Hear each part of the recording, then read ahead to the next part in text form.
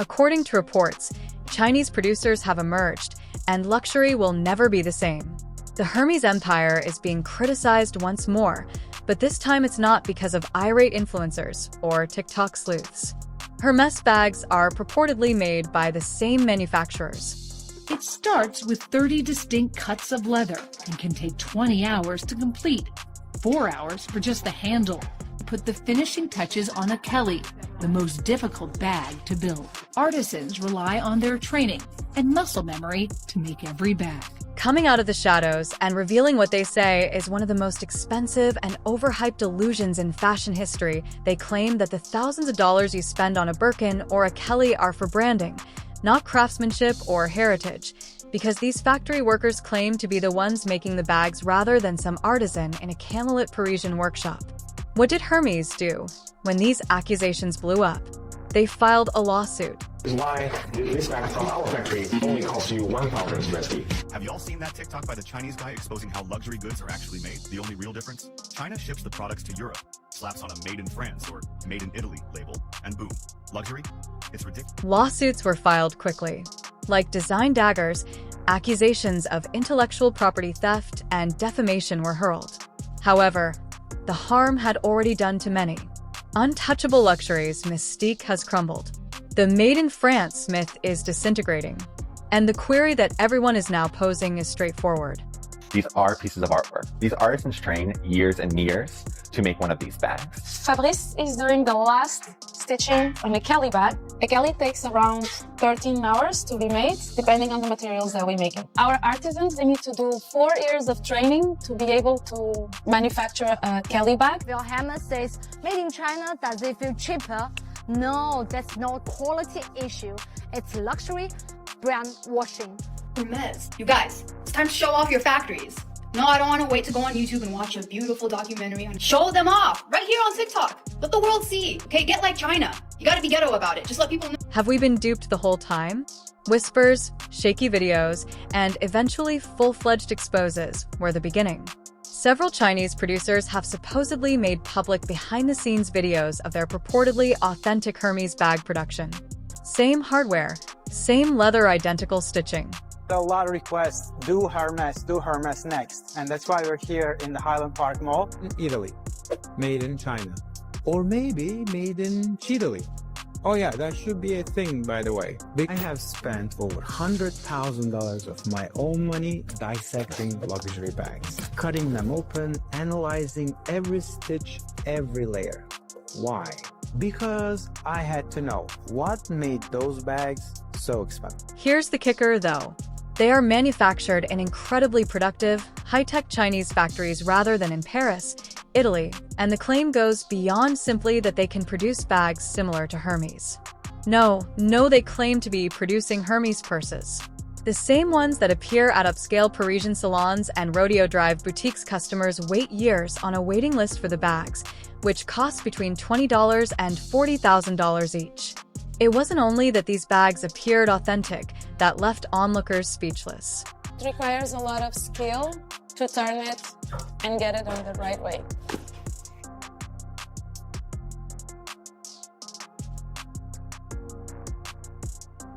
Il y a des bouchées, des bacs plus 4, 5, 6,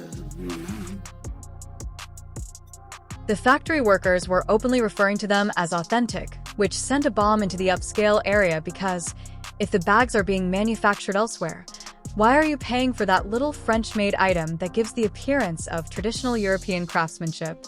Customers began to quickly awaken. This wasn't fake. It was something much more harmful. This was exposure for the company. De l'entrée, on me donne des morceaux de cuir jusqu'au moment où je vais avoir livré ma pièce. Je veux pas qu'on reproduise un geste de façon indéfinie en se disant bon bah je fais toujours ce même geste et enfin, je pense qu'on est vraiment là pour apprendre un métier et pas des tâches. Harsh, indisputable, and degrading. Additionally, the factories chuckled at the markup rather than simply leaking information.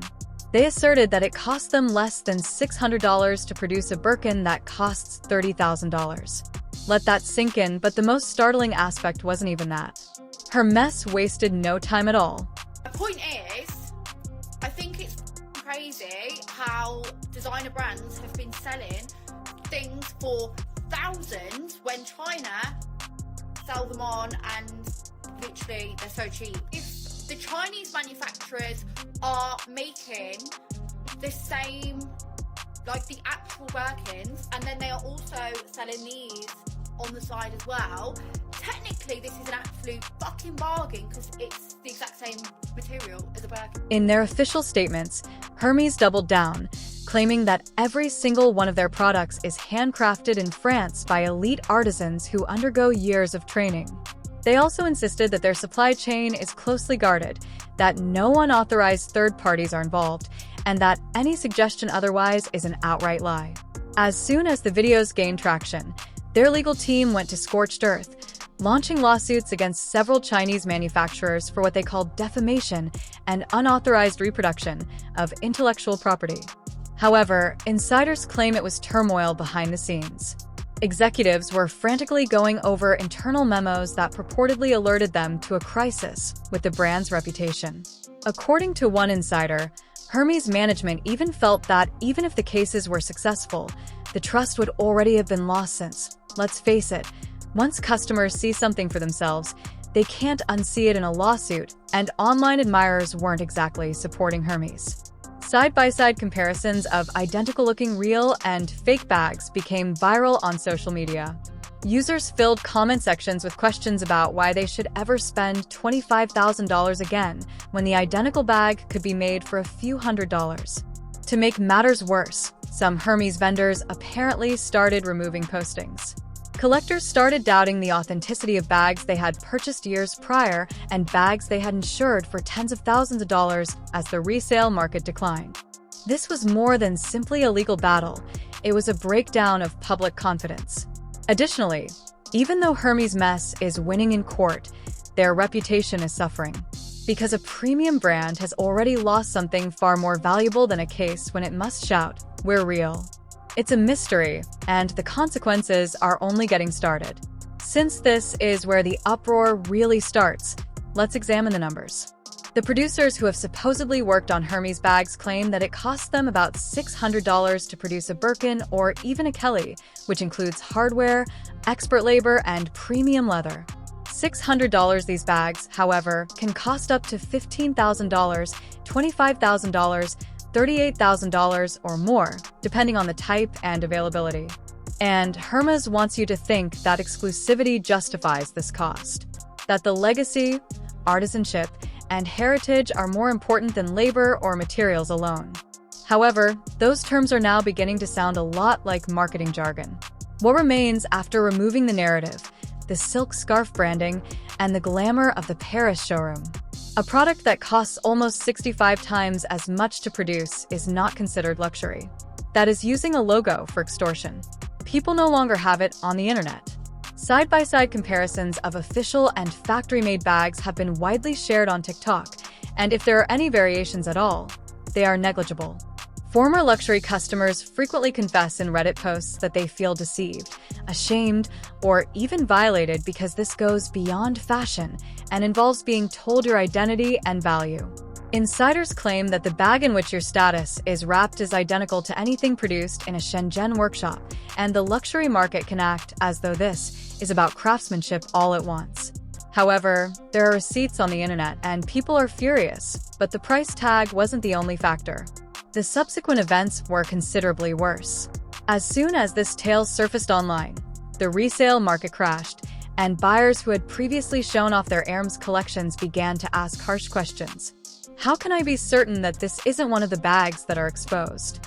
Why did I spend six figures on what could have been a counterfeit that was mass-produced? Does any of this have any value anymore?